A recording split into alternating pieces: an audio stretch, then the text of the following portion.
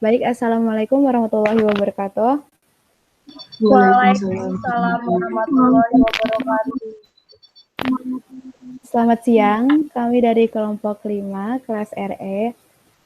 Perkenalkan, saya Salsabila Nivailanda, selaku moderator yang akan memandu jalannya presentasi pada hari ini.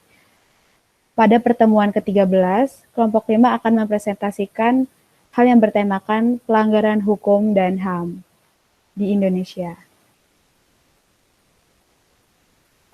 Dan ini terdapat beberapa nama anggota kelompok dari kelompok 5, yaitu yang pertama ada Dwi Saputri, ada David Alpadang, ada Mas Mul Valentino, Salsabila Hanifa, Tindi Kusumawati, Ray Alexander, Aulia Azahra, Anissa Nanda, Balkis Salsabila, Putri Indah, dan yang terakhir ada Krisna Mutiara Putri.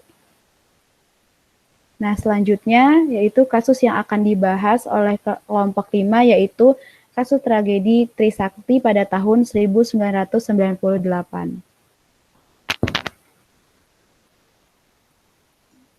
Pengertian HAM. HAM atau hak asasi manusia merupakan sebuah konsep hukum dan normatif yang menyatakan bahwa manusia memiliki hak yang melekat pada dirinya sejak ia lahir. Hak asasi manusia berlaku kapanpun, dimanapun, dan kepada siapapun, sehingga bersifat universal. Hak asasi manusia tidak dapat dicabut, dihilangkan, atau diserahkan kepada orang lain.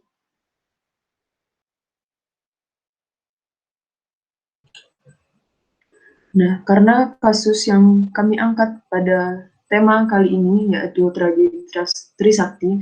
Nah, tragedi Trisakti ini merupakan peristiwa yang berawal dari rentetan demonstrasi yang digelar oleh mahasiswa yang menuntut turunnya Soeharto dari jabatannya sebagai presiden pada masa itu. Nah, mereka juga menuntut pemerintah yang demokratis yang berpihak pada rakyat dengan cara reformasi. Nah, kemudian pada awal tahun 1998, ekonomi di Indonesia itu mulai goyah akibat krisis moneter yang terjadi di Asia sepanjang tahun 1997 sampai 1999. Nah, kemudian mahasiswa melakukan aksi demonstrasi besar-besaran ke gedung DPR atau MPR. Nah, termasuk juga mahasiswa Trisakti pada tanggal 12 Mei 1998. Selanjutnya ada kronologi dari tragedi Trisakti. Yang pertama, mahasiswa Trisakti melakukan aksi damai dari kampus Trisakti menuju Gedung Nusantara pada pukul 12.30 waktu Indonesia Barat. Selanjutnya, aksi mahasiswa ini kemudian dihambat oleh blokade dari Polri dan militer.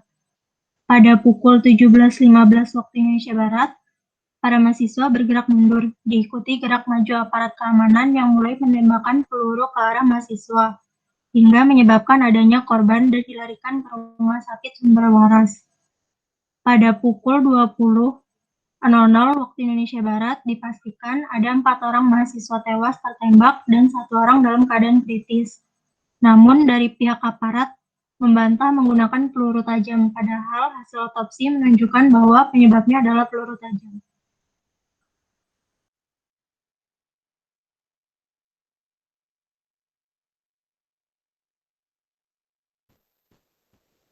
Baik, selanjutnya tragedi Trisakti.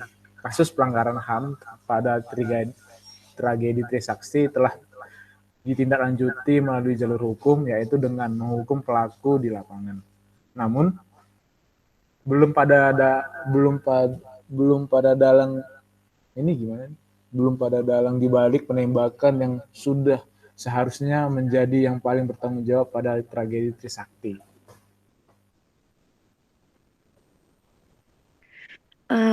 Untuk selanjutnya yaitu faktor penyebab permasalahan. Faktor yang pertama yaitu kondisi negara pada saat itu menghadapi krisis moneter. Yang kedua, adanya kepentingan politik untuk mempertahankan kekuasaan. Dan yang ketiga, yaitu penembakan oleh aparat.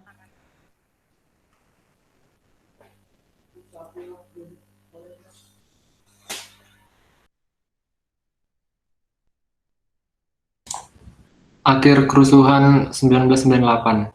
Nah, kerusuhan Mei 1998 ini menghasilkan pengunduran diri dari Presiden Soeharto yang dipaksa mundur pada tanggal 21 Mei 1998 dan dilanjutkan dengan pembentukan Kabinet Reformasi Pembangunan di bawah pimpinan Presiden B.J. Habibie. Pada akhirnya, Tim Gabungan Pencari Fakta atau TGPF yang dibentuk oleh Presiden B.J. Habibie tidak berhasil mengusut tuntas oknum-oknum yang terlibat kerusuhan Mei 1998 ini dan terkesan ditutupi dari publik.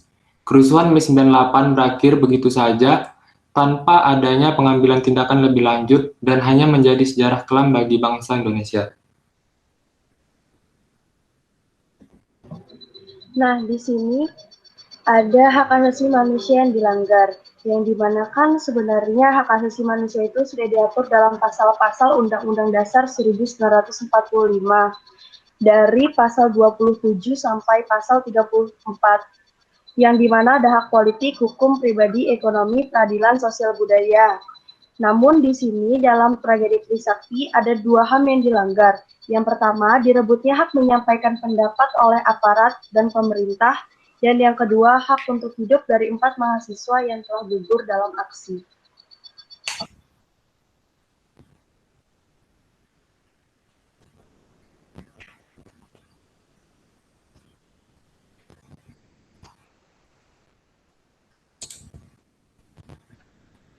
Yang terakhir adalah solusi. Solusi pertama yang didapat yaitu aparat negara semenjak tragedi ini lebih memperketat perdemoan yang terjadi. Setiap demo yang dilakukan harus didampingi aparat dan mendapat surat jelas dari aparat. Tidak menggunakan lagi senjata tajam dan mengarahkan kepada pendemo. Pemerintah harus memiliki komitmen yang kuat untuk mengungkap pelanggaran HAM yang terjadi. Dilakukannya rekonsiliasi oleh pemerintah dan membawa, memiliki, menyimpan, mengangkut, atau menguasai senjata api, amunisi, dan atau bahan peledak, serta dilarang membuat, memiliki, menguasai, menyimpan, atau mengangkut senjata tajam serta penusuk dan atau senjata pemukul. Boleh sebelumnya, slide sebelumnya, ya ini izin menambahkan.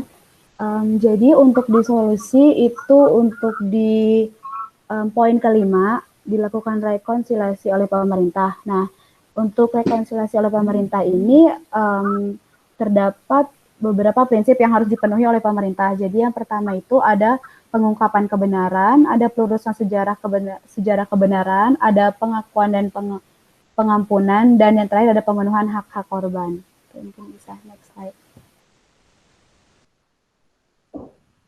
Selanjutnya, instrumen hukum HAM pasca reformasi.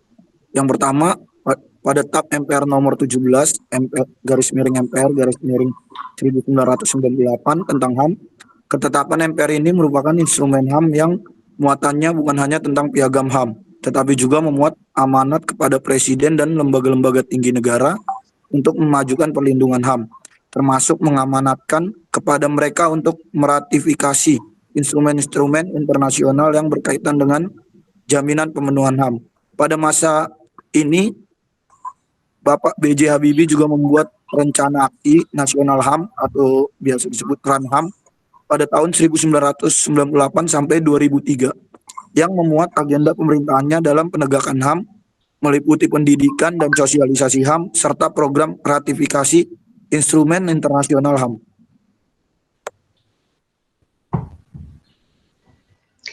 Instrumen hukum HAM pasca reformasi yang kedua, yaitu Undang-Undang Dasar 1945 setelah amandemen yang mengatur pasal khusus tentang HAM, terletak pada bab tersendiri yaitu bab 10A.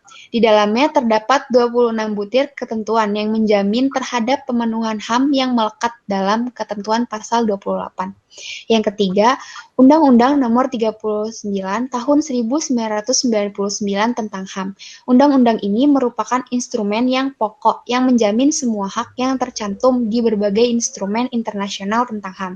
Undang-undang ini memuat pengakuan dan perlindungan hak-hak yang sangat luas karena banyak ketentuannya yang merujuk pada kategorisasi hak yang ada di dalam UDHR, ICCPR, ICE SCR dan CRC, dan beberapa lainnya. Selain itu, Undang-Undang Nomor 39 Tahun 1999 tentang HAM juga mengatur soal kelembagaan Komnas HAM.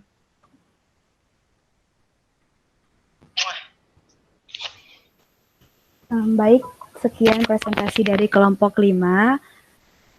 Kurang lebihnya kami mohon maaf. Untuk jika ada pertanyaan mungkin bisa ditanyakan lewat komen ataupun langsung disampaikan. Saya selaku moderator undur diri. Terima kasih dan wassalamualaikum warahmatullahi wabarakatuh. Waalaikumsalam warahmatullahi wabarakatuh. Waalaikumsalam. Waalaikumsalam warahmatullahi wabarakatuh.